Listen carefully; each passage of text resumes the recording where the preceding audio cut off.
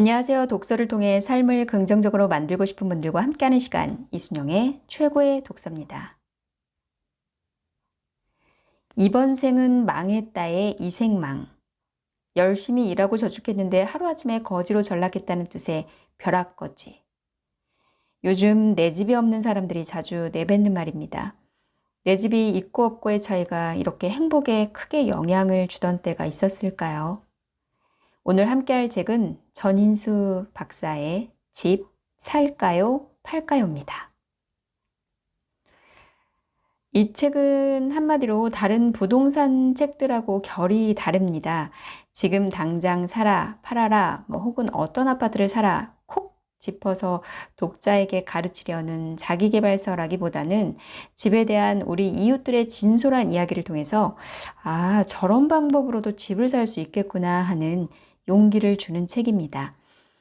우선 저자 소개를 해드리면 전인수 작가는 부동산학 박사인데요. 현재 국민은행에 재직 중입니다. 그런데 아이러니하게도 공식적으로 은행의 부동산 전문가로는 활동하고 있지는 않고 다른 업무를 맡고 있습니다. 비록 은행에서 본연의 업무는 따로 있지만 그래도 이미 업계에서는 부동산 전문가로 통하고 있습니다. 사실 저도 개인적으로 잘 알고 있는 분인데요. 이분 덕분에 무주택을 탈출할 수 있는 계기가 됐었거든요. 전인수 작가는 은행에서 만난 교수님 덕분에 부동산을 공부하게 됐는데요. 손님과 은행원에서 스승과 제자의 만남으로 이어진 후 이왕 부동산학을 공부하는 것이라면 이론과 실무에 모두 능한 전문가가 되겠다는 결심을 하고 주말마다 서울과 수도권 곳곳을 누비며 임장 활동을 다닙니다. 지금은 헬리오시티로 재탄생한 가락 시형 아파트 인근 중개소를 20번 이상 방문한 적도 있었고요. 몸살을 앓다가도 부동산 상담을 원하면 자리에서 벌떡 일어나 전화를 받았고, 첫 집을 마련하는 사람들을 위해서는 기꺼이 주말을 반납하고 함께 집을 보러 다닐 정도였다고 합니다. 여기서 더 놀라운 건 컨설팅비를 받고 한 것이 아니라 그냥 이웃들이 부동산으로 행복해지기를 바라는 순수한 마음에서 한 일이었다는 거죠. 특히 자신에게 컨설팅을 의뢰했던 대부분의 사람들은 집으로 부자가 되겠다는 일은 없었고 몇몇을 제외하고는 다들 평범한 직장인들이었기 때문에 내 집 마련의 꿈을 실현하는 데 도움을 주고 싶었다고 밝히고 있습니다. 저도 앞서 언급했지만 전인수 박사님 덕분에 내 집 마련을 해야겠다고 마음을 먹는 계기가 됐고 그때부터 임장을 다녔던 기억이 납니다. 사실 그 전까지는 저는 집에 대한 욕심이 하나도 없었거든요. 결혼하고 나서도 그냥 이사 다니면서 새 집에서 전세 살면 되지 하는 생각이 있었고 갑질 집주인을 만나서 된통 고생해서 서름을 당한 적도 있었지만 집 없는 사람 서러워서 살겠나 하면서 집을 사야 하나 이렇게 고민은 하게 됐지만 딱히 내 집을 마련해야 되겠다라는 결심까지는 서지 않았었습니다.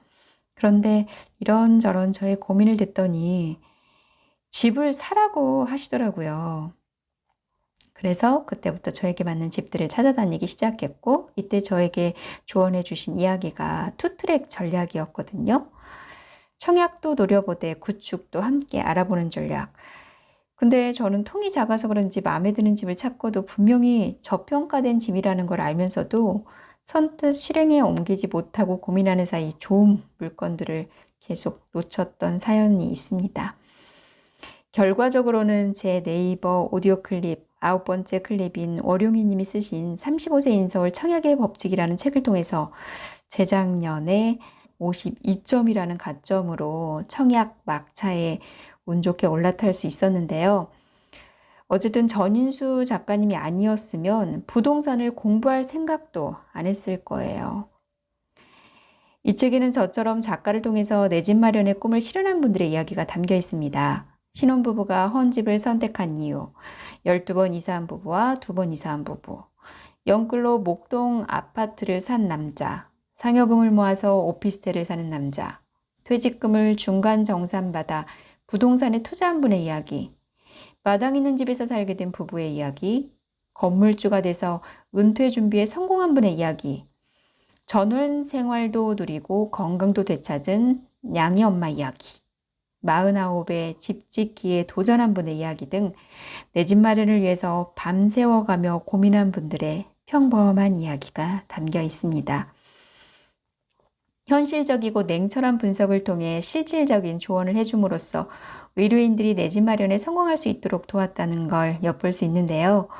부동산에 대한 깊은 이해와 더불어 은행 근무 경험에서 축적된 지식과 정보가 바탕이 됐고, 게다가 또 저자의 성향이 상당히 꼼꼼하면서도 인간적이기 때문에 많은 분들이 만족을 하지 않았나 평가해 봅니다.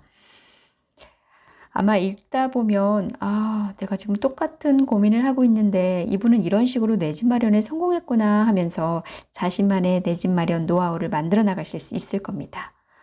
또 컨설팅 사례마다 마지막 장에는 독자들의 이해를 돕기 위한 부동산에 대한 팁들도 적혀 있어서 부동산 초보자분들이라도 쉽게 이해하실 수 있도록 했습니다. 자, 그렇다면 주택을 매입하는데 가장 중요한 기준은 무엇일까요? 저자가 말하는 주택을 매입하는 데 있어 가장 중요한 기준 소개해 드릴게요. 우선 왜 집을 매입하려고 하는지, 왜 이사를 하려고 하는지 목적이 명확해야 합니다. 대부분의 사람들은 역세권이나 학세권을 선호합니다.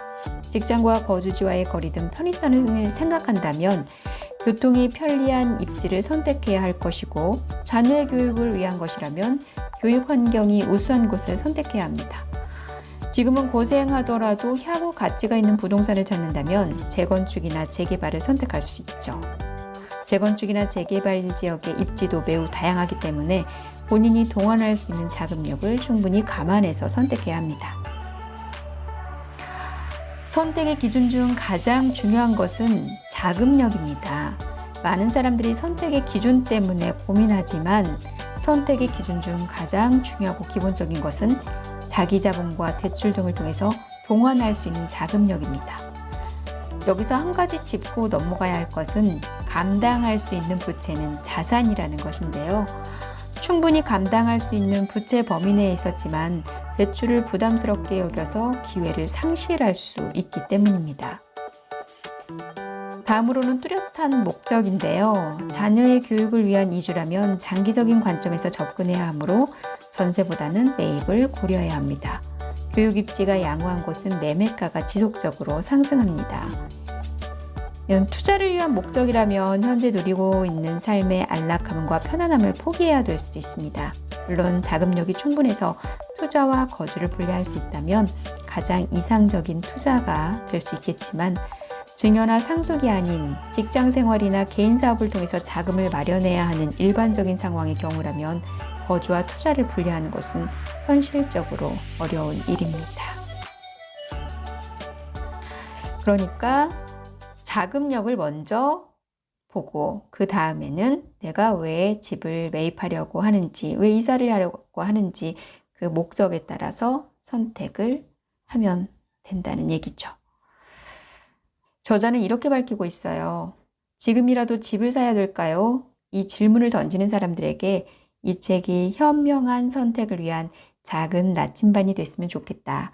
덧붙여 앙드레 말로의 말처럼 오랫동안 꿈을 그리는 사람은 마침내 그 꿈을 닮아간다는 것을 기억하고 이 책을 읽은 모든 분들이 내 집 마련의 꿈을 이뤘으면 좋겠다. 그리고 하나의 바람은 집은 집이었으면 좋겠다.